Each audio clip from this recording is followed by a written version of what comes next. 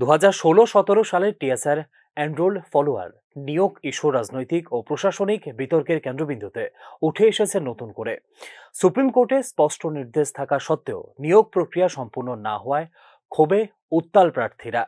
শুক্রবার 506 জন নির্বাচিত প্রার্থী আগরতলার পুলিশ সদর দপ্তরের সামনে বিক্ষোভে সামিল হয়ে ন্যায় বিচারের দাবি জানান রাজ্য পুলিশের ডিজির কাছে। আজকে আমরা দীর্ঘ 9 বছর ধরে আমরা চাকরির বেতন আমরা ভুগছি।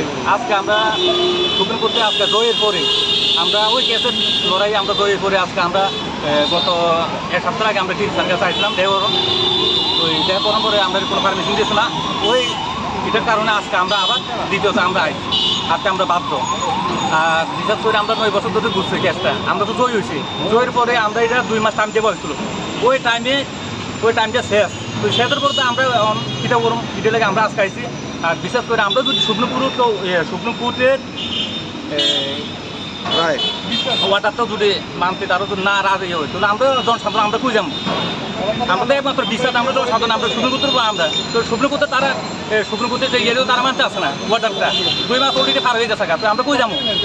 আমরা কাছে আর কিছু ওরা না। আমরা কি করবো যে আপনার উপর সবকিছু আমরা আপনারা কি ফিজিক্যাল বা মানে এক্সামিনেশন দিয়েছেন? সব আমরা উত্তীর্ণ এবং আমরা থানা ভেরিফিকেশন হয়েছিল 2017-তে। ওই সব কিছু কমপ্লিট। আর জাস্ট আমরা শুধু অফারটা পাবো আর আমরা জয়েনিংটা বাকি হয়ে গেছি। কতজন ক্যান্ডিডেট? আমরা 372 জন সারা ত্রিপুরা রাজ্য। আর বাইরে আছে 136 জন। টোটাল হচ্ছে 506 জন।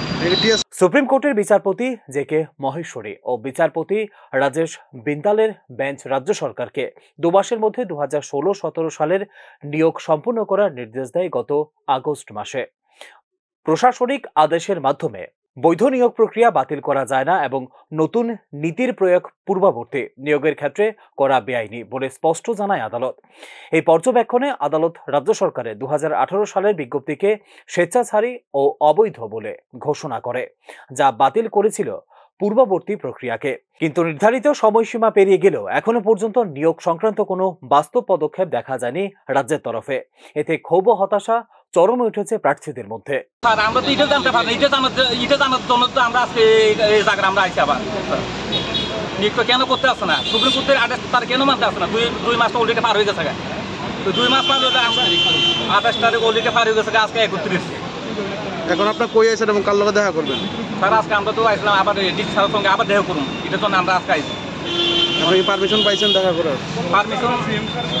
পারমিশন এই পর্যন্ত দিচ্ছে না। তারা হচ্ছে অঙ্কিতা কোনো দিই পারমিশন কিন্তু দিচ্ছে না। আর এটা যদি আজকের মধ্যে আমরা যদি পারমিশন না দেয়, আমরা যদি একটা কোনো মানে রাস্তা বা আশ্বাস না দেয়, এটার থেকে আমরা বড় ধরনের আবার আমরা ডেপুটেশন করুন, দরকার আমরা রাস্তা অবরোধ করুন, তবে আমরা এটা দিতে 2016-17 সালে টিএসআর এনরোল ফলোয়ার পদে 506টি শূন্যপদ ঘোষণা করে তৎকালীন সরকার। লিখিত, শারীরিক ও সাক্ষাৎকার পরীক্ষার সব ধাপ সম্পন্ন হওয়ার পর প্রকাশিত হয় মেধা তালিকা এবং শেষ হয়েছিল পুলিশি যাচাই প্রক্রিয়াও। কিন্তু 2018 সালের সরকার পরিবর্তনের পর নতুন নিয়োগ নীতি ঘোষণা করে এবং পূর্ববর্তী প্রক্রিয়া স্থগিত রাখে বিজেপি নেতৃত্বাধীন সরকার। এই সিদ্ধান্তে নির্বাচিত প্রার্থীদের ভবিষ্যৎ অনিশ্চিত হয়ে পড়ে এবং হাইকোর্ট ও পরে সুপ্রিম কোর্টের ন্যায়ের আশায় মামলা দায়ের করেন তারা। শীর্ষ আদালতের স্পষ্ট মন্তব্য, নিয়োগ প্রক্রিয়া সম্পন্ন হওয়ার পর নতুন নীতি এনে বাতিল করা যায় না পুরনো প্রক্রিয়াকে।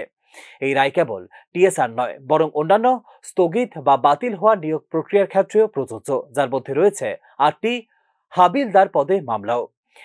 এই ইস্যু প্রশাসনিক স্বচ্ছতা ও রাজনৈতিক দায়বদ্ধতা নিয়ে প্রশ্ন তুলেছে বলে মনে করছে রাজনৈতিক পর্যবেক্ষকরা।